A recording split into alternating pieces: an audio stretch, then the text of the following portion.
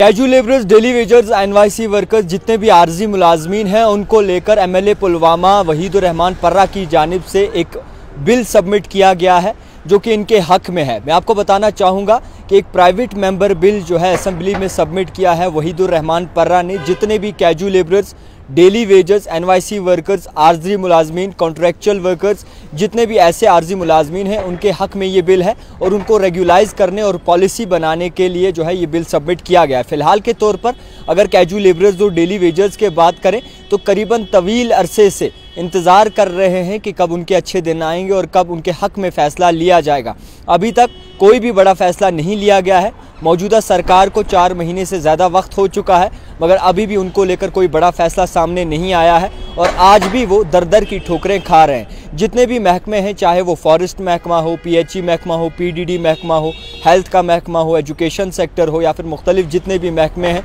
उनमें अगर देखें तो जितने भी आर्जी मुलाजमीन हैं वो कमर तोड़ काम करते हैं और हमेशा दिन रात खड़े रहते हैं और अपने वक्त पर ड्यूटी देते हैं। उसके बाद भी उन मुलाजमीन को नज़रअंदाज किया गया है माजी की जितनी भी सरकारें रही हैं उनकी जानिब से, और जिस तरीके से आज तक निज़ाम चला है उनके साथ वादे तो हमेशा किए गए मगर आखिर में जो है हरी झंडी दिखाई गई। इसी बात को मद्देनज़र रखते हुए असेंबली में जो है वहीदुर रहमान पर्रा की जानिब से एक बिल सबमिट किया गया है जो कि इनके हक में है। इनकी आवाज़ बुलंद करने की एक पहल की है वहीदुर रहमान पर्रा जो कि एमएलए पुलवामा है, पीडीपी के लीडर हैं, उनकी जानिब से। फ़िलहाल के तौर पर देखने वाली ये बात होगी कि इस बार के बजट में क्या कुछ बड़ा ख़ास निकल के सामने आता है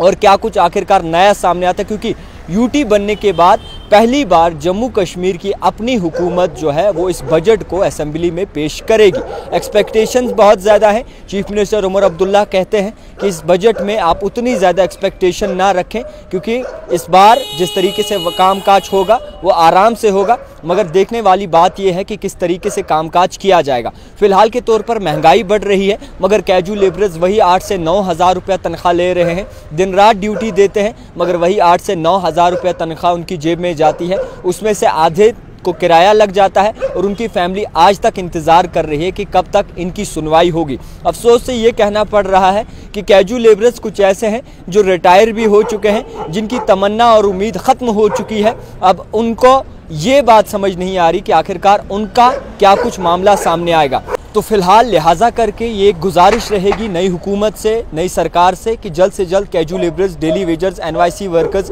आर्जी मुलाजमीन, कॉन्ट्रैक्चुअल मुलाजमीन जो हैं उनके हक़ में फ़ैसला सुनाए ताकि उन लोगों को राहत की सांस मिल सके। और अफसोस से ये कहना पड़ रहा है कि आर्जी मुलाजमीन आज भी इसी ख्वाहिश में है कि कब इनके अच्छे दिन आएंगे, इनकी फैमिलियाँ इस इंतज़ार में है कि कब इनके अच्छे दिन आएंगे। कई सारे ऐसे कैजुअल लेबरर्स और डेली वेजर्स हैं जिनकी बेटियों की अभी तक शादी भी नहीं हुई और वो इस आस में है कि कब जब अपने बाबा को, यानी कि उनका बाबा जो है परमानेंट होगा, रेगुलाइज होगा या फिर किसी पॉलिसी के तहत उनकी तनख्वाह बढ़ेगी, तब जो है वो सामान इकट्ठा कर पाएंगे। तो लिहाजा के तौर पर जिस तरीके से शादियां ना होने की वजूहात एक ये भी है कि अनएम्प्लॉयमेंट बहुत ज़्यादा है और कहीं ना कहीं जो आर्जी मुलाजमीन हैं वो भी इंतज़ार कर रहे हैं कि कब उनके लिए सोचा जाएगा और वो अपनी बच्चियों की शादी करवाएंगे। यहाँ पर सरकारें तो बहुत आई, दावे बहुत किए गए मगर अफसोस से कहना पड़ रहा है कि उनके लिए ख़ास कोई कदम नहीं उठाया गया। अब वही कदम जो है वहीदुर रहमान पर्रा ने उठाया, इससे पहले अल्कोहल बैन पर, और अब जो है casual labour, daily wagers, NYC workers, आर्जी मुलाजमीन, कॉन्ट्रैक्चुअल मुलाजमीन, मुख्तलिफ महकमे की बात करें,